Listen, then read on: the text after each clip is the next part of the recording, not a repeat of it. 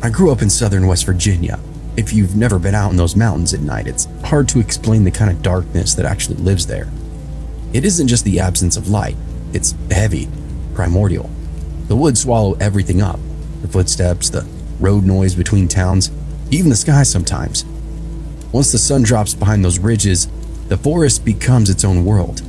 People from outside think they understand the woods because they've gone camping or hiked a state park trail during the day or something, but the woods in Appalachia after midnight feel very different, ancient, like something has been there long before you arrive and doesn't like to see other visitors. My story takes place about 2 or 3 years ago. My buddy Mark was over at my place one night. We'd been doing what we usually do, watching UFC fights, talking trash over Xbox, eating whatever the hell junk food that we could find in the kitchen. This was a classic pastime stuff for me back then, eating Twinkies, drinking beer, shadowboxing at the TV while people got knocked out cold. By the time we realized how late it got, it was well past midnight. The fights were over, the house was quiet, and we both had that wired, restless feeling that comes from a high-energy kind of night. Mark suggested that we go for a walk. There's a trail not far from my house that cuts through a dense patch of woods. Nothing special, just a narrow dirt path that people use during the day to walk their dogs or get a little bit of exercise. But once the sun goes down, hardly anybody goes out there. Not because anything has ever officially happened, it's just one of those places, you know? A dark, isolated trail through the woods. Bad area for an accident or an animal attack. We figured we'd walk out there, smoke a joint, burn off into exhaustion. Living where I lived, being young, all pumped up, we didn't really give it a second thought. We own the area between our houses. Not in a legal sense, more like caveman kind of rights.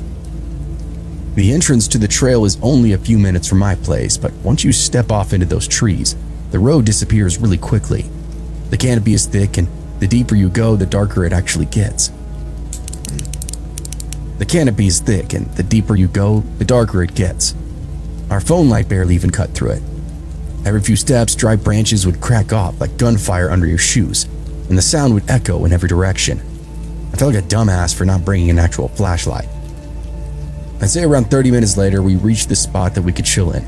There's a stretch where the trees open just enough that the trail widens up on both sides, so we just stopped there. Mark pulls out the weed and the papers and rolled up while we were talking about the fights and whatever dumb stuff that had been going on that week. The whole time around us, the forest was alive with noise, and I mean alive. Crickets, frogs, things rustling through the leaves, branches snapping somewhere deeper in the brush, and scratching up against the tree bark. You hear that kind of thing in the woods all the time, but at night, it really felt crowded. Almost like every animal in the forest was up and active, which was super weird. I mentioned it to Mark. He just shrugged though, said something like, probably a raccoon or deer spooking everything. At the time, I just kind of agreed with him. Didn't seem like that big of a deal. We finished the joint, flicked the roach into the dirt, and started walking back the way we came. I think we took maybe 10 steps when the forest just went completely silent. It wasn't subtle. It didn't taper. It was as if somebody just pulled out the remote control, hit the mute button on everything around us. What had just been ripe, rich chatter between critters was cut off, as if it had never been there at all. If you spend time in the woods, you know how strange that feels. Mark stopped walking beside me. "So that's weird," he said. But before I could answer him back, we heard the voice. It came from somewhere behind us in the trees, and at first we both assumed it was a person, but the sound had this human shape to it, but the longer it went on, the less sense it actually really made. The voice was deep and very, very distorted. The closest thing I can compare it to is one of those cheap children's toys with the dying battery. The kind with that little speaker that crackles and warps the words. It had that same robotic wobble to it. Pitch would rise and then fall in these unnatural tones. Something was trying to imitate speech without understanding how it worked. It was talking or trying to. The sounds didn't form words that I could understand, just this shaky, broken string of noises. I remember I wanted to move, but every muscle in my body was frozen, petrified from top to bottom, as if I was under some kind of spell. Mark looked over at me with horror in his eyes, and I could see the same thought forming in his head that was in mine. We shouldn't be here. We turned slowly and started making our way back. Now, I could have broken on, left his ass in the dust, but I was too scared. What if I get ahead? Whatever this thing is nabs one of us. What if we get separated? Lots of creepy thoughts kept me going the same speed as Mark. At first, we just kept it at this fast walk, but the voice kept going. The moment we moved, it continued behind us in the exact same tone and volume, matching us step by step. It never faded, but it also never got any closer either, just staying there continuously. It felt like it was mocking us, but regardless, I started to sweat really bad under my clothes. I think maybe 20 seconds went by, and we just started sprinting. Branches whipped our arms as we tore down the trail, our phone lights bouncing everywhere. My lungs started burning almost immediately, but neither of us slowed down because how could we? We were stoned. We had no idea what we were dealing with, and the thought of slowing down meant certain death. The voice followed us the entire time. Same volume, same distance, like it was glued to us. But we could never understand a single syllable. No matter how fast we ran or how long we ran, that warped, broken voice just kept repeating those strange sounds directly behind us. That was the moment real fear set in. Not the nervous kind that you get when you're spooking yourself in the woods with your friends.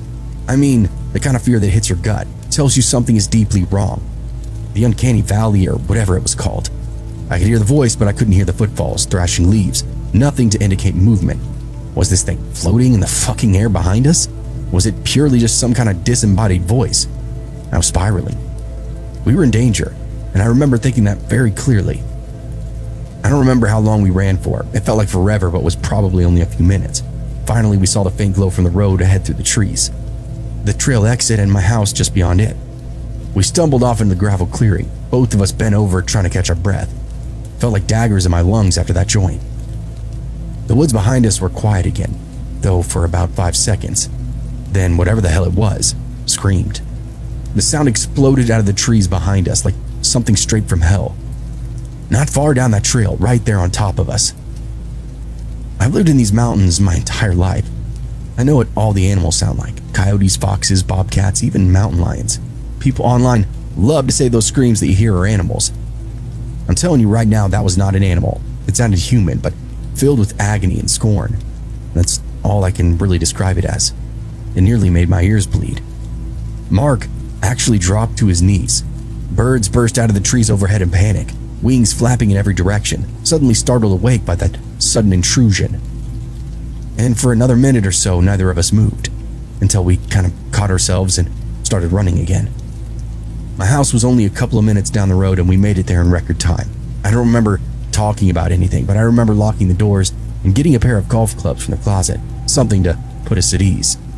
My hands were shaking so badly every time I gripped that handle. We spoke about it a little bit, but every time we did, we'd hear a rustle outside or a creak on the porch. We thought it was listening, so we stayed quiet and just watched fucking shit on TV.